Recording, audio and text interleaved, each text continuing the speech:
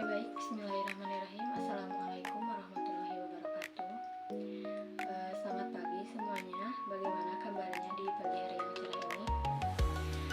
Sebelum memulai pembelajaran, alangkah baiknya kita berdoa terlebih dahulu. Silakan kepada ketua murid untuk memimpin doa pada pembelajaran kali ini. Nah, mungkin langsung saja ya, sebelum beranjak kepada pembelajaran, Ibu akan mengabsen terlebih dahulu di kelas MS3. Agis Trihapsari sakit. Agis Trihapsari sakit ya. Alia Rahma Kartini, Anjani Julianti, Cep Mukti Muhammad, Diara Harmana, Erlanda, Fatimah Azahra, Gilang Hafiz Danendra, Indri Raya Lestari, Jelita Triwulandari, Laila, Luffy, Naila, Leslie, Salsabila, Santi, Syarah, Zemi. Baik ya, pada pertemuan kali ini yang tidak hadir itu hanya Agis dikarenakan sakit. Baik, sebelum memulai pembelajaran, izinkan Ibu untuk membacakan tujuan pembelajaran pada kesempatan kali ini. Tujuan pembelajarannya adalah peserta didik diharapkan mampu memahami materi tentang masuknya Jepang dan jatuhnya Hindia Belanda. Kemudian, peserta didik mampu mengetahui apa saja dampak yang terjadi setelah penjajahan Jepang. Kemudian, peserta didik mampu menganalisis bagaimana tujuan Jepang masuk ke daerah Nusantara. Nah, baik, sebelum memulai pembelajaran, apakah ada yang masih ingat minggu kemarin kita belajar tentang apa? Ya, betul ya, pada pertemuan sebelumnya kita mempelajari tentang Perang Dunia II. Nah, mungkin tanpa berlama-lama, kita langsung saja kepada materi yang akan dipelajari hari ini, yaitu materi masuknya Jepang dan jatuhnya Hindia Belanda. Kira-kira teman-teman kelas SM4 ada yang tahu nggak bagaimana masuknya Jepang dan runtuhnya Hindia Belanda di Indonesia? Kedatangan Jepang ke Nusantara merupakan salah satu ambisi Jepang untuk menguasai daerah-daerah yang ada di Asia Timur. Mengapa?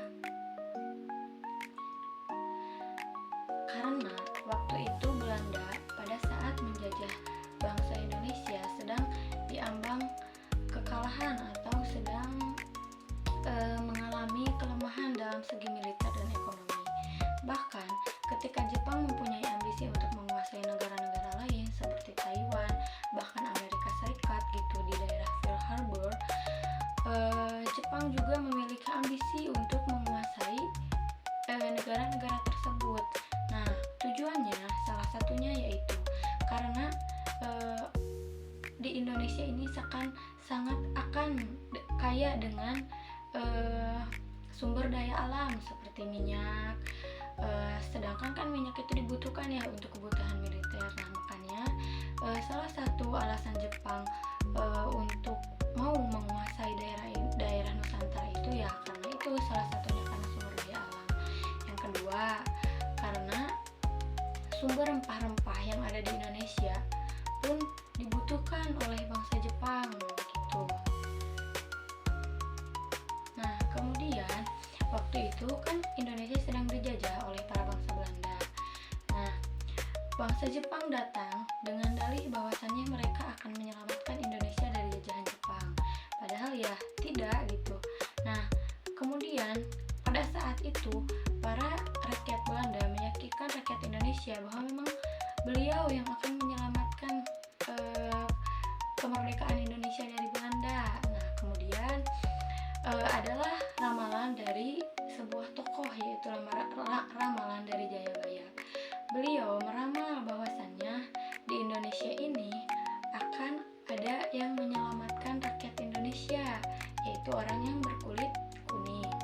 Nah, kemudian ramalan Jayabaya juga yang kemudian dibentuk Jepang itu menjadi propaganda 3A. Nah, propaganda 3A ini yaitu Jepang Pelindung Asia, Jepang Cahaya Asia, dan Jepang Pemimpin Asia. Nah, pada saat itu Jepang mengaku-ngaku dan mendoktrin banyak rakyat di Indonesia bahwasannya Jepang yang akan menyelamatkan Indonesia dari para jajahan Belanda. Padahal bukan gitu. Mereka sama ingin menjajah Indonesia, bahkan Jepang ini menjajah Indonesia secara lebih keras gitu daripada jajahan dari Belanda. Walaupun waktunya sedikit, tetapi penjajahan Jepang itu sangat terasa gitu oleh rakyat Indonesia. Selain itu, tadi sudah disebutkan ya, alasan Jepang merebut kekuasaannya dari Belanda di Indonesia itu karena menguasai sumber daya alam. Karena waktu itu Jepang sangat membutuhkan tenaga minyak untuk kebutuhan militernya, dan kemudian Jepang itu sangat merugikan ya ketika menjajah rakyat Indonesia, karena di hutan-hutan Indonesia, karena Indonesia ini masih sangat asri gitu, banyak hutan-hutan yang dieksploitasi. Nah, banyak hutan-hutan yang di Indonesia yang ditebang paksa oleh para pemerintah Jepang. Karena apa? Bangsa Jepang ingin menanam pohon baru untuk kebutuhan militer beliau. Nah, pohon yang ditanam di hutan-hutan Indonesia waktu itu yaitu pohon jarak salah satunya. Kenapa? Karena pohon jarak adalah salah satu pohon yang berpotensi untuk kebutuhan di Perang Dunia II. Nah, adapun untuk daerah salah satu penghasil minyak terbesar di Indonesia adalah Balikpapan, Kalimantan. Makanya waktu itu rakyat Jepang itu pertama kali datang itu ke daerah Balikpapan. Kenapa? Karena mereka sudah tahu bahwasannya di tanah Balikpapan itu sangat kaya akan minyak gitu. Nah, kemudian pada saat itu ada juga yang mempercepat Jepang untuk merebut kekuasaannya dari Belanda, yaitu ada pertempuran di Laut Jawa. Nah, pada saat pertempuran di Laut Jawa itu dibantu oleh sekutu untuk menyingkirkan Belanda di Indonesia. Nah, pada saat itu berhasil ya mempercepat kekuasaannya Jepang di Indonesia. Nah, kemudian ada kepentingan untuk geostrategis, karena daerah Indonesia ini mempunyai tempat yang strategis, tanah yang sangat bagus untuk ditanami sumber daya alam yang penting untuk kebutuhan militer.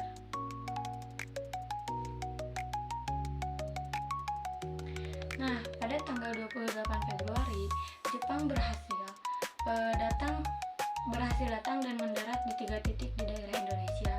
Yang pertama yaitu di Teluk Banten, yang kedua di Teluk Eretan Wetan atau di Jawa Barat, yang ketiga yaitu di Jawa Tengah. Yang kemudian tadi sudah dijelaskan bahwasannya terjadi pertempuran di Laut Jawa begitu. Nah, kemudian pada tanggal 8 Maret tahun 1942, Jenderal Hein ter Korten selaku pemimpin tentara Belanda menyerah tanpa syarat pada perundingan Kalijati yang terjadi di Batavia. Karena waktu itu memang Belanda sudah lemah untuk terus menguasai rakyat Indonesia. Terus doktrin rakyat juga sudah mulai ampuh gitu dari Jepang, bahwasannya mereka yang akan memerdekakan Indonesia. Nah, sampai sini dapat dipahami. Kemudian ada dampak yang terjadi ketika penjajahan Jepang. Yang pertama itu ada dampak sosial, kemudian ada dampak ekonomi, kemudian ada dampak politik, dan kemudian ada dampak militer dan budaya. Nah, pada dampak sosial ini banyak yang terjadi ketika penjajahan Belanda, seperti kultur di dalam sosial pendidikan ya, kultur di dalam sekolah, bahwasanya di sekolah-sekolah itu wajib menggunakan bahasa kedaerahan atau bahasa Jepang. Nah, kemudian dari dampak ekonomi, yang pertama itu ada yang namanya romusa atau orang-orang Indonesia yang dipekerjakan paksa, seperti dijadikan kuli gitu, menjadi kuli bangunan, kuli jembatan atau lain-lainnya. Tetapi rakyat Indonesia itu ketika melaksanakan kerja paksa ini tidak mendapatkan upah ataupun tidak mendapatkan upah makan maupun upah uang. Tetapi konon katanya waktu itu uangnya itu bukan tidak ada, tetapi disembunyikan oleh para gubernur di Indonesia. Jadi uangnya itu dikorupsi katanya. Nah, kemudian ada eksploitasi ekonomi. Nah, eksploitasi ekonomi ini contohnya itu seperti tanam paksa. Kan tadi sudah dijelaskan di awal bahwasanya kebutuhan ekonomi orang Jepang ini salah satunya yaitu untuk seperti bahan minyak ya, bahan minyak atau bahan jarak kan itu membutuhkan untuk ditanam secara meluas di negara Indonesia. Nah, yang menjadi kulinya itu rakyat Indonesia sendiri gitu. Rakyat Indonesia dipaksa untuk membantu Jepang menanam pohon jarak dan lain-lain. Yang kemudian hasil dari penanaman tersebut, rakyat Indonesia hanya dibagi 30% dari 100% penghasilan yang ditanam. Nah, 60%-nya itu ditanam ulang, yang 20%-nya itu diambil alih oleh pemerintahan Jepang. Nah, pada saat itu terjadi terjadi penekanan yang sangat tinggi di Indonesia. Makanya pada saat itu bahan pangan tidak ada, penghasilan tidak ada, terjadilah tingkat kematian yang sangat tinggi di Indonesia. Kemudian di dalam sektor militer ini banyak yang terjadi, contohnya ada organisasi yang dinamakan PETA atau Pembela Tanah Air. Nah, Pembela Tanah Air ini rakyat Indonesia itu direkrut untuk menjadi pasukan yang bersenjata gitu untuk membantu Jepang, tentunya untuk membantu Jepang dalam Perang Dunia II. Nah, kalau misalkan dalam sektor budaya ini ada seperti budaya-budaya Jepang yang sampai saat ini masih dipakai oleh para rakyat Indonesia gitu. Nah, mungkin untuk penjelasan itu sudah selesai. Bagaimana? Apakah dapat dipahami? Baik, apakah dari teman-teman kelas SE 4 ada yang ingin bertanya? Baik, bila dirasa cukup, kita lanjutkan saja kepada sesi selanjutnya, yaitu ada uji pemahaman yang berbentuk games. Nah, games ini yaitu games teka-teki silang. Nah, untuk tata caranya, teman-teman semua nanti dibagi menjadi 2 kelompok. Nah, dari 2 kelompok tersebut kita akan membuat barisan A dan barisan B. Nah, kemudian ibu akan membuat kotak teka-teki silang di dalam whiteboard. Setelah itu